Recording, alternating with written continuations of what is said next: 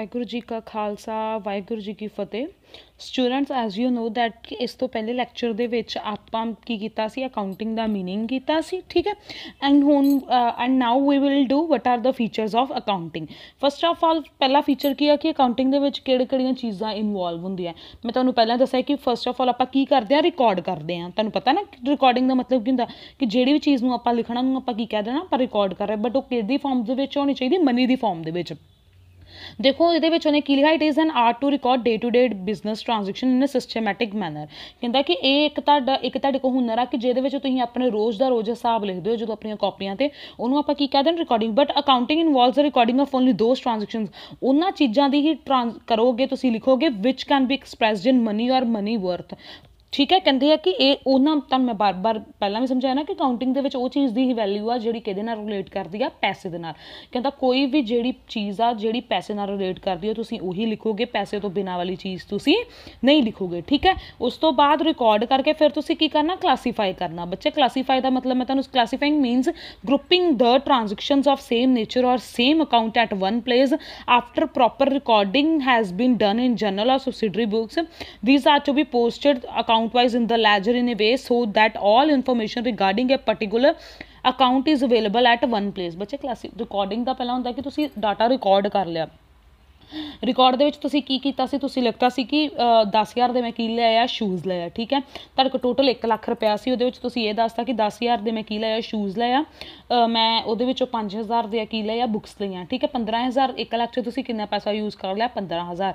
तो पर कीता काहदी फॉर्म च, मनी दी फॉर्म च ना, पैसे दे नाल रिलेटेड है। बट उस तो बाद आपां की करांगे, क्लासीफाई का मतलब हुंदा कि वख ग्रुपिंग बना देना। देखो बच्चे हुण जे मान के चलो जे मैं इत्थे तुहानूं फॉर एग्जाम्पल शो करां कि 1 लाख रुपया ही मेरे को, ठीक है बच्चे, 1 लाख रुपीज़ सी ते 1 जन नूं मैं की कीता शूज़ बाय कीते। शूज़ किन्ने दे बाय होए मेरे, मान के चलो 10,000 दे, ठीक है।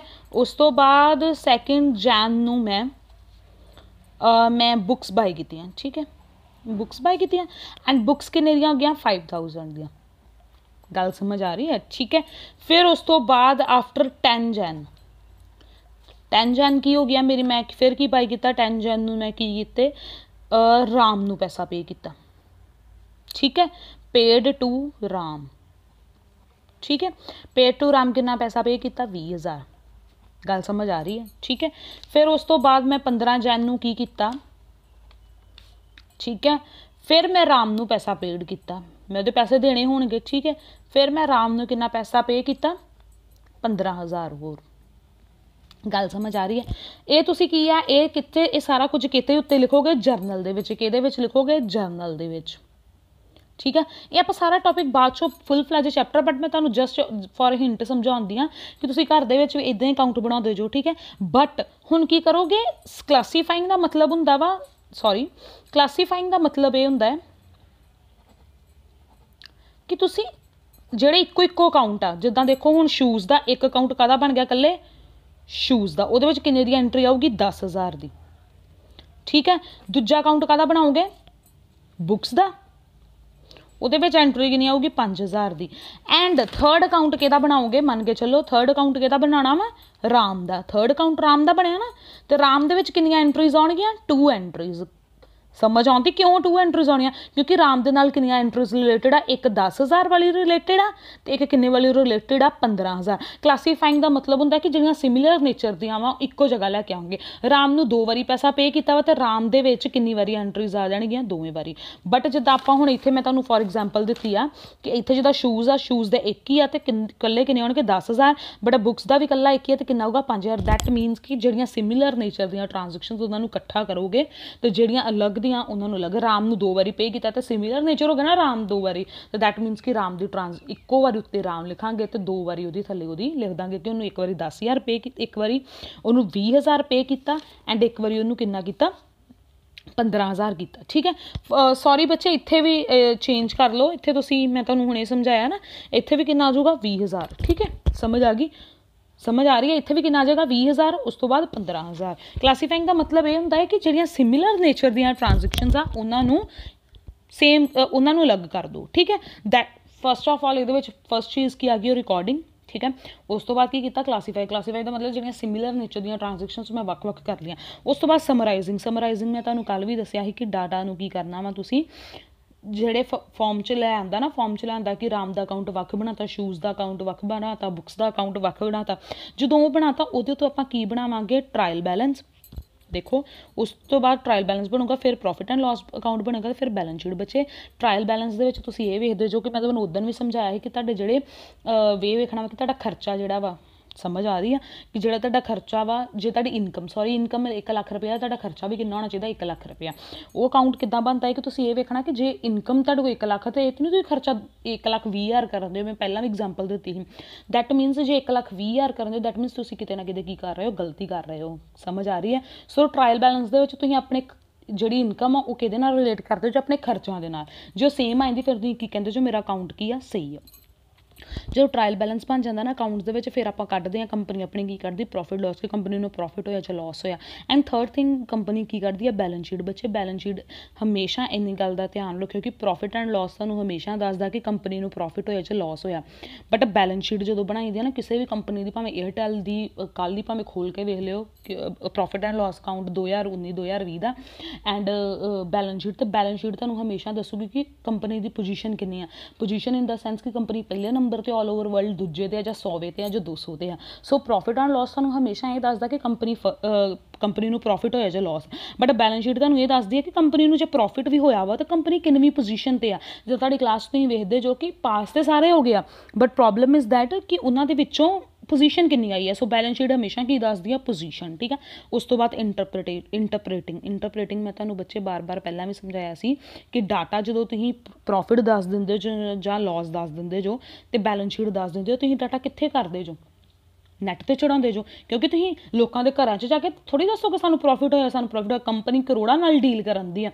हुण देखो जिद्दां अमेरिका च कोई प्रोडक्ट बनदा इंडिया च भी तुहानूं अवेलेबल है ना, ते अमेरिका वाले इंडिया च भी प्रोडक्ट देंदे ते उहदे कस्टमर्स इंडिया दे विच भी आ, ते इंडिया जाण के थोड़ी दसो कि साडी कंपनी ने इन्ना प्रॉफिट कमा लिया। सीधा कंपनी की करदी, वो सारा जो डाटा वो कित्थे चढ़ा दिंदी है, नैट उत्ते चढ़ा दिंदी है।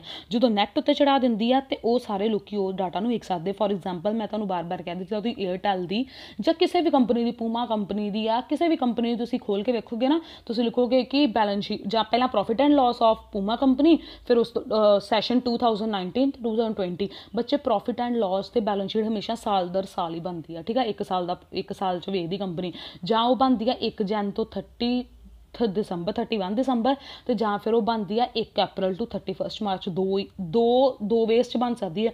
कोई कंपनी अपना जो साल हो कितों शुरू करती है 1 जैन तो 31 दिसंबर, फिर अगले साल फिर अगला साल कितों शुरू करती है 1 जैन तो 31 दिसंबर। बट कई कंपनीज होंदियां जिहड़ियां अपना साल कितों शुरू करदियां, जिमें कि तुहाडा स्कूल आ, होर हर कोई स्कूल आ कितों शुरू करदा 1 अप्रैल टू 31 मार्च। ठीक है। इंटरप्रेट मैं लोगों को दसना, पर काहदे ताईं दसना, नैट राइम। ठीक है। कम्यूनीकेटिंग का मतलब होंदा है accounting is not only concerned with recording transactions and events but it is also connected with communicating the results of the business. The profitability of the business is communicated through profit and loss account and the financial position of the business through the balance sheet. वही गल होगी ना कि मैं तुहानूं दस्सिया ना कि profit and loss दे राहीं तुसीं की दसदे हो कि कंपनी नूं प्रॉफिट होया जां लॉस होया, एंड फाइनैशियल पोजीशन च तुसीं ये दसदे हो कंपनी दी पोजीशन कितनी है। तो किहदे राहीं दसोगे, कम्यूनीकेट का मतलब हुंदा लोकां नूं दसना। लोकां नूं दसांगे किद्दां आपां, बाय ईमेल्स। ठीक है। जो आप नैट पर चढ़ा देंगे या यूट्यूब पर चढ़ा देंगे या गूगल पर चढ़ा देंगे। ठीक है। समझ आती है।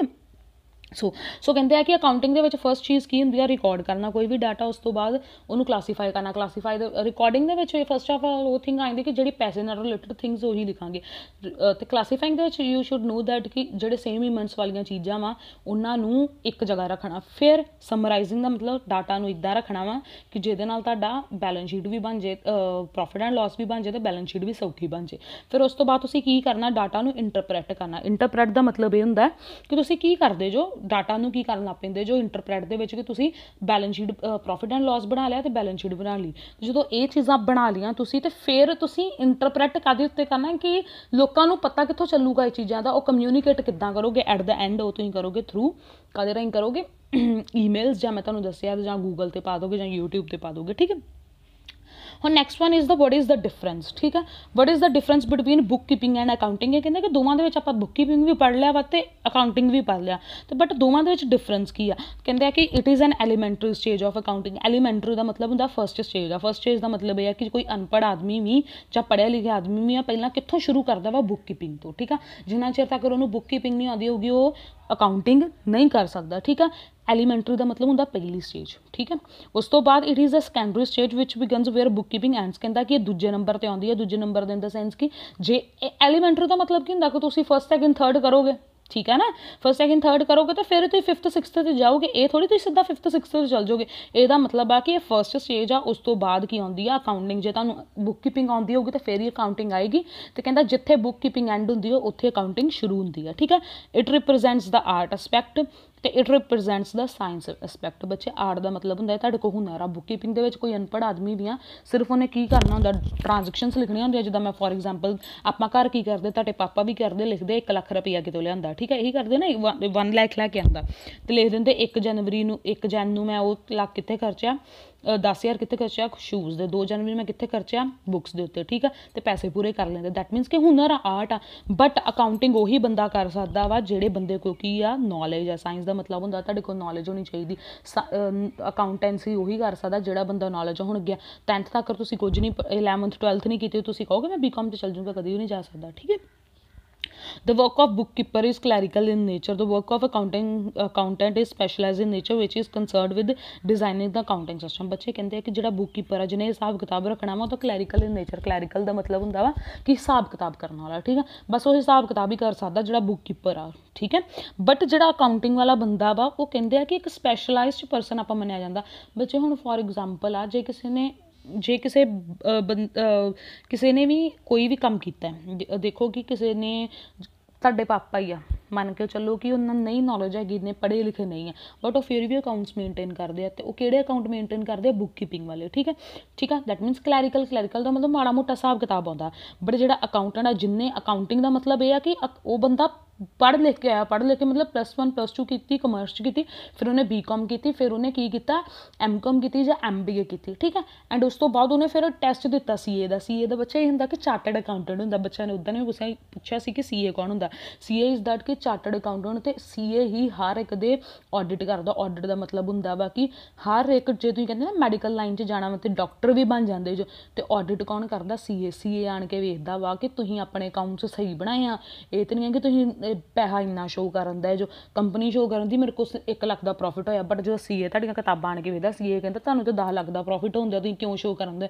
ਫਿਰ ਲੋਕ ਕੀ ਕਰਦੇ, ਕੰਪਨੀਆਂ ਕੀ ਕਰਦੀਆਂ, ਡਾਕਟਰਸ ਕੀ ਕਰਦੇ, ਕੋਈ ਵੀ ਕੰਪਨੀਆਂ CA ਨੂੰ ਪੈਸਾ ਚੜਾਉਂਦੇ ਕਿ ਜੇ ਸਾਨੂੰ 10 ਲੱਖ ਦਾ ਪ੍ਰੋਫਿਟ ਹੋਇਆ ਵਾ, ਸ਼ੋਅ ਸਾਡਾ 1 ਲੱਖ ਹੀ ਕਰ। ਕਿਉਂ ਬੱਚੇ ਸ਼ੋਅ 1 ਲੱਖ ਤਾਂ ਕਰਕੇ ਮੈਂ ਤੁਹਾਨੂੰ ਦੱਸਦੀ ਰੀਜ਼ਨ ਉਹਦਾ ਵੀ ਕੀ ਆ।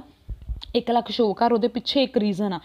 ਪਹਿਲੀ ਤਾਂ ਗੱਲ ਇਹ ਆ ਕਿ CA ਵੀ ਮੰਨ ਜਾਂਦਾ ਕਿਸੇ ਟਾਈਮ। ਜੇ ਕੋਈ ਇਮਾਨਦਾਰ CA ਨਹੀਂ ਹੈਗਾ ਨਾ, ਉਹ ਕਹਿੰਦਾ ਕਿ 2 ਲੱਖ ਤੁਸੀਂ ਮੈਨੂੰ ਦਿਓ, ਤੁਹਾਡਾ ਵੀ ਪ੍ਰੋਫਿਟ, CA ਨੂੰ ਵੀ 2 ਲੱਖ ਮਿਲ ਗਿਆ, ਉੱਧਰੋਂ ਕੰਪਨੀ ਨੂੰ ਵੀ ਪ੍ਰੋਫਿਟ ਹੋਇਆ। ਕੰਪਨੀ ਨੂੰ ਬੱਚੇ ਪ੍ਰੋਫਿਟ ਕਿੱਦਾਂ ਆ, ਅੱਗੇ ਜੇ ਕੰਪਨੀ ਨੂੰ 10 ਲੱਖ ਦਾ ਪ੍ਰੋਫਿਟ ਹੋਇਆ ਤਾਂ ਕੰਪਨੀ ਨੂੰ 10 ਲੱਖ ਉੱਤੇ ਇੰਟਰਸਟ ਪੇ ਕਰਨਾ ਪੈਣਾ ਸੀ, ਟੈਕਸ ਪੇ ਕਰਨਾ ਪੈਣਾ ਸੀ, ਕਿਹਨੂੰ, ਗਵਰਨਮੈਂਟ ਨੂੰ। ਬਟ ਹੁਣ ਜਦੋਂ ਕੰਪਨੀ ਸ਼ੋਅ ਕਰਨ ਦੀ ਹੈ 1 ਲੱਖ ਰੁਪਈਆ, ਅਤੇ ਕੰਪਨੀ ਨੂੰ ਸਿਰਫ 1 ਲੱਖ ਉੱਤੇ ਹੀ ਟੈਕਸ ਪੇ ਕਰਨਾ ਪਊਗਾ।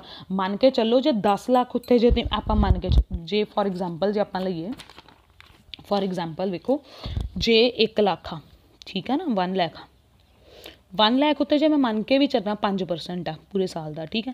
ਅਤੇ ਕੰਪਨੀ ਨੂੰ ਕਿੰਨਾ ਪ੍ਰੋਫਿਟ ਪੇ ਕਰਨਾ ਪਿਆ, 5000, ਕਿੰਨਾ ਪੇ ਕਰਨਾ ਪਿਆ ਟੈਕਸ, 5000। ਬਟ ਜੇ ਉਹੀ 10 ਲੱਖ ਹੁੰਦਾ, ਉਹੀ ਪ੍ਰੋਫਿਟ ਜੇ 10 ਲੱਖ ਹੁੰਦਾ ਤਾਂ ਕੰਪਨੀ ਨੂੰ ਕਿੰਨਾ ਪੇ ਕਰਨਾ ਪੈਣਾ ਸੀ, 1 2 3 4, ਠੀਕ ਹੈ। ਕੰਪਨੀ ਨੂੰ ਕਿੰਨਾ ਪੇ ਕਰਨਾ ਪੈਣਾ ਸੀ, 50,000। ਦੈਟ ਮੀਨਸ ਕਿ ਕੰਪਨੀ ਨੂੰ ਇੱਥੇ ਜੇ ਘੱਟ ਟੈਕਸ ਸ਼ੋਅ, ਇੱਥੇ ਜੇ ਘੱਟ ਪ੍ਰੋਫਿਟ ਸ਼ੋਅ ਕਰਨ ਦੇ, ਇਹਦਾ ਮਤਲਬ ਕੰਪਨੀ ਨੂੰ, ਗਵਰਨਮੈਂਟ ਨੂੰ ਘੱਟ ਟੈਕਸ ਪੇ ਕਰਨਾ ਪੈਣਾ। ਬਟ ਜਦੋਂ ਕੰਪਨੀ ਕੀ ਕਰਨ ਦੀ ਆ, ਵੱਧ ਪ੍ਰੋਫਿਟ ਸ਼ੋਅ ਕਰਨ ਦੀ ਹੈ, ਅਤੇ ਗਵਰਨਮੈਂਟ ਨੂੰ ਵੀ ਪੈਸਾ ਕਿੰਨਾ ਜਾਣਾ ਸੀ, ਟੈਕਸ ਕਿੰਨਾ ਜਾਣਾ ਸੀ, 50,000 ਦਾ। ਅਤੇ ਕੰਪਨੀ ਕਹਿੰਦੀ ਹੈ ਕਿ ਮੈਂ ਆਪਣਾ ਪ੍ਰੋਫਿਟ, ਮੈਂ ਇੰਨਾ ਪੈਸਾ ਕਿਉਂ ਸਰਕਾਰ ਨੂੰ ਵੱਧ ਦੇਵਾਂ, ਅਤੇ ਇਹ ਤੋਂ ਚੰਗਾ ਮੈਂ CA ਨੂੰ ਦੇ ਦਿੰਦੀ ਹਾਂ ਕਿ ਮੇਰਾ ਟੈਕਸ ਵੀ ਘੱਟ ਸ਼ੋਅ ਹੋ ਜਾਊਗਾ, ਠੀਕ ਆ, ਸਮਝ ਆ ਰਹੀ। ਸੋ ਜਿਹੜੀ ਅਕਾਊਂਟਿੰਗ ਆ ਉਹ ਇੱਕ ਸਪੈਸ਼ਲਾਈਜ਼ ਪਰਸਨ ਹੁੰਦਾ ਵਾ ਕਿ ਜਿਹਨੇ ਪੂਰੀ ਸਪੈਸ਼ਲਾਈਜ਼ਡ ਹੁੰਦਾ, ਜਿਹਨੇ ਇੰਨੀ ਪੜ੍ਹਾਈ ਕੀਤੀ ਹੁੰਦੀ ਆ, ਉਹੀ ਕਰ ਸਕਦਾ, ਆਮ ਬੰਦਾ ਅਕਾਊਂਟਿੰਗ ਨਹੀਂ ਕਰ ਸਕਦਾ। ਠੀਕ ਹੈ। It leads to the preparation of trial balance, it is concerned with preparation of profit and loss and balance sheet. ਬੱਚੇ ਕੀ ਮੈਂ ਤੁਹਾਨੂੰ ਪਹਿਲਾਂ ਵੀ ਸਮਝਾਇਆ ਕਿ ਬੁੱਕ ਕੀਪਿੰਗ ਦੇ ਵਿੱਚ ਸਿਰਫ ਤੁਸੀਂ ਕਿੱਥੋਂ ਤੱਕ ਜਾਂਦੇ ਜੋ ਟਰਾਇਲ ਬੈਲੈਂਸ ਤੱਕ। ਟਰਾਇਲ ਬੈਲੈਂਸ ਦਾ ਮਤਲਬ ਹੁੰਦਾ ਕਿ ਤੁਸੀਂ ਇਹ ਵੇਖਦੇ ਜੋ ਕਿ ਤੁਹਾਡੇ ਜਿਹੜੀ ਤੁਹਾਡੀ ਇਨਕਮ ਉਹ ਖਰਚਿਆਂ ਨਾਲ ਪੂਰੀ ਹੋ ਗਈ ਆ। ਦੈਟ ਮੀਨਸ 1 ਲੱਖ ਰੁਪਈਆ ਹੀ ਤੁਹਾਡੇ ਕੋਲ, ਤੇ ਜੇ ਤੁਸੀਂ 1 ਲੱਖ ਰੁਪਈਆ ਹੀ ਖਰਚਾ, ਇਹ ਤਾਂ ਨਹੀਂ ਤੁਸੀਂ 1 ਲੱਖ 20 ਖਰਚਤਾ।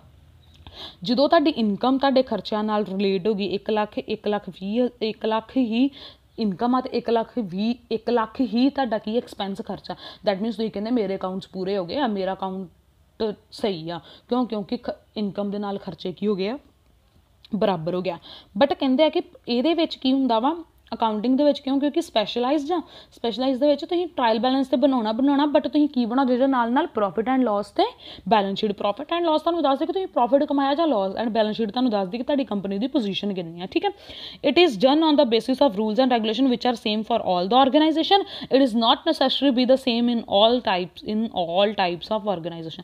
ਕਹਿੰਦੇ ਆ ਕਿ ਦੇਖੋ ਬੱਚੇ, ਇਹਦੇ ਵਿੱਚ ਹੁੰਦਾ ਕਿ ਬੁੱਕ ਕੀਪਿੰਗ ਦਾ ਮਤਲਬ ਇੱਕ ਆਮ ਆਦਮੀ ਹੈ ਨਾ, ਬੁੱਕ ਕੀਪਰ ਇੱਕ ਆਦਮੀ ਨੇ ਕੀ ਕਰਨਾ, ਜੋ ਆਪਾਂ ਹੁਣੇ ਟ੍ਰਾਂਜੈਕਸ਼ਨ ਕੀਤੀਆਂ ਸਿਰਫ ਉਹਨੇ ਜਿੱਦਾਂ ਮਰਜ਼ੀ ਉਹਨੇ ਆਪਣਾ ਪੈਸਾ ਪੂਰਾ ਕਰਨਾ ਕਿ ਮੈਂ 1 ਲੱਖ ਰੁਪਈਆ ਲਿਆਂਦਾ ਸੀ ਤੇ ਮੈਂ ਖਰਚਿਆ ਵਾ, ਮੈਂ ਲਿਖ ਲਿਆ ਵੀ ਕਿੱਥੇ ਕਿੱਥੇ ਖਰਚਿਆ ਹੈ। ਦੈਟ ਮੀਨਸ ਕਿ ਸਾਰੇ ਉੱਦਾਂ ਹੀ ਮੇਨਟੇਨ ਕਰਦੇ ਆ। ਬਟ ਬੱਚੇ ਅਕਾਊਂਟਿੰਗ ਆ, ਜੇ ਤੁਸੀਂ ਮੰਨ ਕੇ ਚੱਲੋ ਨਾ ਕਿ ਜੇ ਇੰਡੀਆ ਦੇ ਵਿੱਚ ਅਕਾਊਂਟਸ ਆਪਾਂ ਹੋਰ ਤਰ੍ਹਾਂ ਮੇਨਟੇਨ ਕਰੀਦੇ, ਆਪਣੇ ਆਲ ਓਵਰ ਇੰਡੀਆ ਦੇ ਵਿੱਚ ਇੱਕੋ ਰੂਲ ਆ ਕਿ ਇੱਦਾਂ ਅਕਾਊਂਟਸ ਮੇਨਟੇਨ ਕਰਨੇ, ਕੰਪਨੀ ਨੇ ਇੱਦਾਂ ਹੀ ਅਕਾਊਂਟ ਬਣਾਉਣੇ ਆ। ਬਟ ਜਦੋਂ ਆਪਾਂ ਫੋਰਨ ਜਾਂਦੇ ਹਾਂ ਨਾ, ਫੋਰਨ ਦੇ ਵਿੱਚ ਥੋੜ੍ਹਾ ਬਹੁਤਾ ਡਿਫਰੈਂਸ ਆ ਜਾਂਦਾ ਕਿ ਉਹਨਾਂ ਦੇ ਅਕਾਊਂਟਸ ਆਪਣੇ ਨਾਲੋਂ ਥੋੜ੍ਹਾ ਬਹੁਤਾ ਡਿਫਰੈਂਟ ਆ, ਬਟ ਆਪਣਾ ਥੋੜ੍ਹਾ ਟੈਕਨੀਕਲ ਹੁੰਦਾ, ਉਹਨਾਂ ਦਾ ਸੌਖਾ ਹੁੰਦਾ। ਸੋ ਇਹੀ ਗੱਲ ਕਹਿੰਦਾ ਕਿ ਅਕਾਊਂਟਿੰਗ ਦੇ ਵਿੱਚ ਵੀ ਜਦੋਂ ਆਪਾਂ ਕਹਿ ਦਿੰਦੇ ਹਾਂ ਕਿ ਅਕਾਊਂਟ ਹਰ ਇੱਕ ਆਰਗੇਨਾਈਜੇਸ਼ਨ ਸੇਮ ਅਕਾਊਂਟ ਨਹੀਂ ਯੂਜ਼ ਕਰਦੀ, ਠੀਕ, ਅਲੱਗ-ਅਲੱਗ ਹੁੰਦੇ ਆ। ਠੀਕ ਹੈ। Book keeping involves recording of the financial transactions of business in different books of accounting. Accounting summarises the recorded transaction with the view to communicate the results of business. ਕਹਿੰਦਾ book keeping ਦੇ ਵਿੱਚ ਆਪਾਂ ਕੀ ਕਰਦੇ, recording ਕਰਦੇ ਹਾਂ ਕਿਹੜੀਆਂ financial money ਵਾਲੀਆਂ transactions of business in different books of account. ਕਿਹੜੀਆਂ ਬੁੱਕਸ ਹੁੰਦੀਆਂ ਬੱਚੇ, ਜਰਨਲ ਹੁੰਦੀ ਹੈ, ਮੈਂ ਤੁਹਾਨੂੰ ਦੱਸਿਆ ਸੀ ਨਾ ਗੱਲ, ਜਰਨਲ ਹੁੰਦੀ ਆ, ਫਿਰ ਉਸ ਤੋਂ ਬਾਅਦ ਕਿਹੜੀ ਹੁੰਦੀ ਆ, ਕੈਸ਼ ਬੁੱਕ ਹੁੰਦੀ ਆ, ਪਰਚੇਜ਼ਸ ਬੁੱਕ ਹੁੰਦੀ ਆ, ਸਬਸਿਡਰੀ ਬੁੱਕ ਹੁੰਦੀ ਆ। ਠੀਕ ਹੈ। ਬਟ ਕਹਿੰਦੇ ਕਿ ਆਹ ਜਿਹੜੀ ਆ ਇਹਦੇ ਵਿੱਚ ਆਪਾਂ ਰਿਕਾਰਡ ਕਰੀਦਾ ਵਾ। ਕਿਉਂ ਰਿਕਾਰਡ ਕਰੀਦਾ ਅਕਾਊਂਟਿੰਗ, ਤਾਂ ਜੋ ਆਪਾਂ ਲੋਕਾਂ ਨੂੰ ਕਮਿਊਨੀਕੇਟ ਕਰ ਸਕੀਏ। ਕੀ ਕਮਿਊਨੀਕੇਟ ਕਰਾਂਗੇ ਕਿ ਸਾਨੂੰ ਪ੍ਰੋਫਿਟ ਹੋਇਆ ਜਾਂ ਲਾਸ ਹੋਇਆ। ਇਹ ਸਿਰਫ ਦੱਸਦਾ ਵਾ ਕਿ ਕੰਪਨੀ ਨੇ, ਚਲੋ ਜੀ ਇੰਨਾ ਪੈਸਾ ਹੀ ਕੰਪਨੀ ਨੇ ਇੰਨਾ ਪੈਸਾ ਖਰਚ ਲਿਆ ਤੇ ਕੰਮ ਖਤਮ। ਬਟ ਇਹ ਕੀ ਦੱਸਦਾ ਵਾ, ਲੋਕਾਂ ਨੂੰ ਦੱਸਦਾ ਕਿ ਕੰਪਨੀ ਨੇ ਇੰਨਾ ਪੈਸਾ ਇੰਨਾ ਖਰਚ ਲਿਆ, ਨਾਲ ਸਾਨੂੰ ਇੰਨਾ ਪ੍ਰੋਫਿਟ ਹੋਇਆ ਜਾਂ ਲਾਸ ਹੋਇਆ, ਤੇ ਨਾਲ ਸਾਡੀ ਇੰਨੀ ਪੋਜੀਸ਼ਨ ਆ। ਠੀਕ ਹੈ। An elementary knowledge is required for maintaining the accounts in book keeping. For accountancy higher knowledge and analytical skill is required. ਉਹੀ ਗੱਲ ਬੱਚੇ ਕੀ ਕਹਿੰਦਾ ਕਿ ਇਹਦੇ ਵਿੱਚ ਜੇ ਤੁਸੀਂ ਬੁੱਕ ਕੀਪਰ ਬਣਨਾ ਤਾਂ ਤੁਹਾਡੇ ਕੋਲ ਮਾੜੀ ਮੋਟੀ ਨੌਲੇਜ ਹੋਈ, ਤੁਹਾਨੂੰ 1 2 ਵੀ ਆਉਂਦਾ ਹੈ, ਤੁਹਾਨੂੰ ਪਲੱਸ ਮਾਈਨਸ ਕਰਨਾ ਹੈ, ਤਾਂ ਤੁਸੀਂ ਕੀ ਕਰ ਸਕਦੇ ਜੋ ਬੁੱਕ ਕੀਪਰ ਬਣ ਸਕਦੇ ਹੋ, ਤੁਸੀਂ ਅਕਾਊਂਟਸ ਮੇਨਟੇਨ ਕਰ ਸਕਦੇ ਹੋ। ਫॉर ਐਗਜ਼ਾਮਪਲ ਜੇ ਤੁਹਾਡੇ ਪੇਰੈਂਟਸ ਪੜ੍ਹੇ ਲਿਖੇ ਨਹੀਂ ਆ ਪਰ ਉਹ ਫਿਰ ਵੀ ਘਰ ਦਾ ਖਰਚਾ ਮੇਨਟੇਨ ਕਰਦੇ ਆ, ਲਿਖਦੇ ਆ ਕਿ ਇੰਨਾ ਪੈਸਾ ਇੰਨਾ ਖਰਚਾ, ਦੈਟ ਮੀਨਸ ਕਿ ਉਹ ਬੁੱਕ ਕੀਪਰ ਆ। ਠੀਕ ਹੈ ਨਾ। ਬੁੱਕ ਕੀਪਿੰਗ ਜਿਹੜਾ ਮੇਨਟੇਨ ਕਰਦਾ ਉਹਨੂੰ ਬੁੱਕ ਕੀਪਰ ਕਹਿ ਦਿੰਦੇ ਆ। ਐਂਡ ਜਿਹੜਾ ਅਕਾਊਂਟਿੰਗ ਕਰੂਗਾ ਉਹਨੇ ਵੱਖ ਤਰ੍ਹਾਂ ਰੂਲਸ ਲਾਉਣੇ, ਵੱਖ ਤਰ੍ਹਾਂ। ਉਹਦੇ ਲਈ ਤੁਹਾਨੂੰ ਕੀ ਹੋਣੀ ਚਾਹੀਦੀ ਆ, ਤੁਹਾਡੇ ਕੋਲ ਨੌਲੇਜ ਹੋਣੀ ਚਾਹੀਦੀ ਹੈ, ਜਿਹੜੀ ਹਾਇਰ ਨੌਲੇਜ ਮਤਲਬ ਤੁਸੀਂ BCom ਕੀਤੀ ਹੋਣੀ ਚਾਹੀਦੀ, MCom ਕੀਤੀ ਹੋਣੀ ਚਾਹੀਦੀ, MBA ਤੇ ਸਕਿੱਲਸ ਤੁਹਾਡੇ ਕੋਲ ਹੋਣੀਆਂ ਚਾਹੀਦੀਆਂ। ਠੀਕ ਹੈ।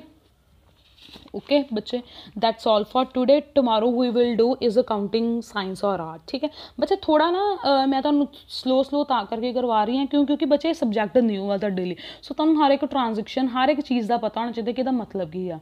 ठीक है। So that's all for today. Tomorrow we will do is accounting science और आर्ट।